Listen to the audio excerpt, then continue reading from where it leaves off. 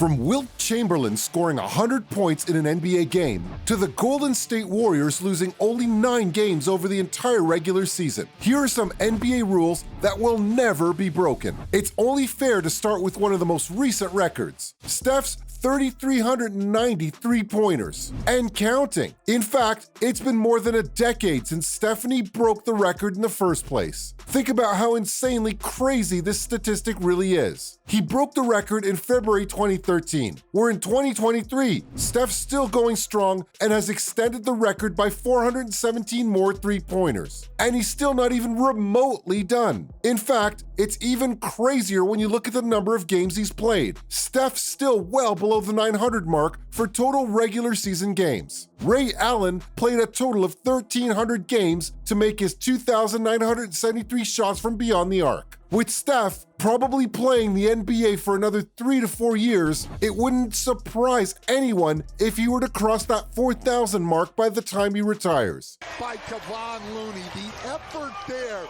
Those are the plays that he did make 273 of them this season from the deep. He can easily cross that figure if he goes at a much lower rate for the next 3 years. It's fair to say that no one's coming close to Steph's haul anytime soon, at least. But three-point shooting has recently become an integral part of the NBA, so maybe in the future, someone actually could go past that record. However, rebounding has become a lost art, and these two rebounding records aren't ever getting broken. First is Bill Russell's record for most rebounds per game. That's mostly in part due to the kind of alien achievement it took for Russell to get that record. As well, he averaged 24.87 rebounds per game over the course of his entire career. That said, Wilt Chamberlain was also an alien who probably came from the same planet as Russell, because he got his average up to 24.46. But the player closest to these two giants of the game in terms of rebounds was Wes Unseld. He averaged an extremely impressive 14.93 rebounds per game. Comparing that to the active players, Giannis Antetokounmpo has the best record with 12.01 rebounds. Not even half of what those two are putting up. But as good as Russell was, he doesn't have the record for total rebounds, and that honor goes to Wilt, as he grabbed 23,934 rebounds. To put that into comparison, among the currently active players, Dwight Howard has 14,627 rebounds. But as remarkably exceptional as the blockathon era was, Russell Westbrook deserves credit for his triple threat skill set. The leader of total triple-doubles, Westbrook, broke Oscar Robertson's record for total triple-doubles. But that is a record that could be surpassed by someone in the future. What players won't be able to do is average a triple-double over the course of an entire season. It's only happened 5 times throughout NBA history, and 4 of them belong to Russ.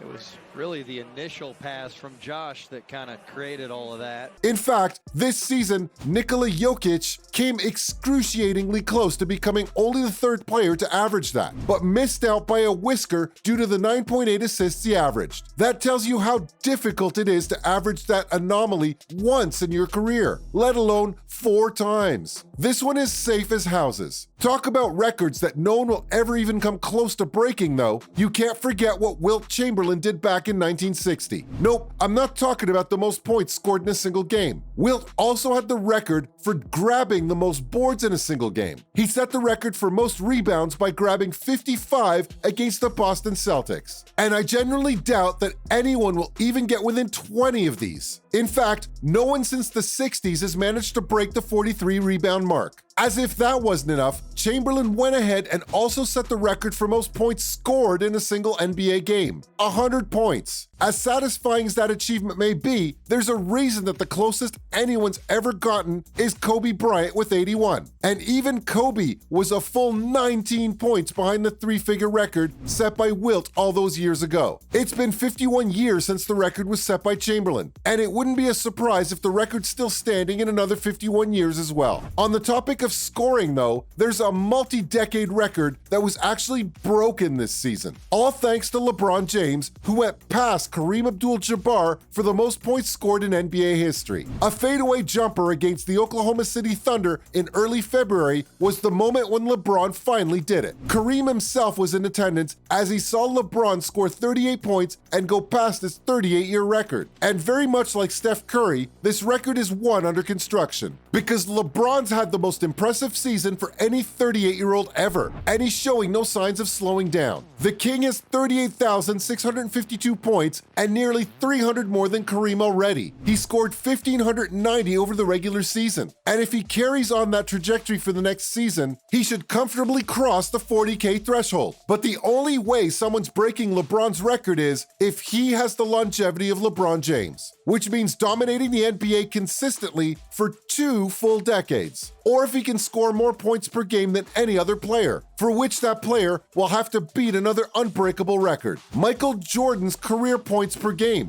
which is an ever-impressive 30.1 points per game. Yeah, this isn't happening either. No one in history has managed to record a 30-point career scoring average, and I doubt anyone will ever be able to do so. MJ led the league in points per game for 7 consecutive seasons. Then he took a sabbatical to play some baseball, returned to the league, and won 3 more scoring titles in a row. So you see why I believe that this can't be done, right? But as crazy as this record is, it's LeBron's haul of playoff points, which seems impossible for any player to cross. If someone like Michael Jordan, who won 6 titles over the course of his career, was blown away by LeBron's playoff record, considering he's got 7,361 points in the playoffs, then you best believe that no one's ever coming close. The problem is that you don't just expect someone to play in 10 NBA Finals anymore. It won't only require insane longevity, but it also takes a lot of clutch play to put together those deep runs in the playoffs. LeBron managed it though, and with the Lakers back in the postseason this year, he'll try his best to extend that record. Yet, there's still an individual record much harder for anyone to break. And yes, I'm talking about AC Green's record for most consecutive NBA games played, 1,192. He's known as Iron Man for a reason, and he would go on to miss only 3 games in 16 seasons, with all 3 coming in one season. Unreal. I just don't think anyone can break this record because players have gotten a lot softer and would much rather sit out games to preserve their bodies.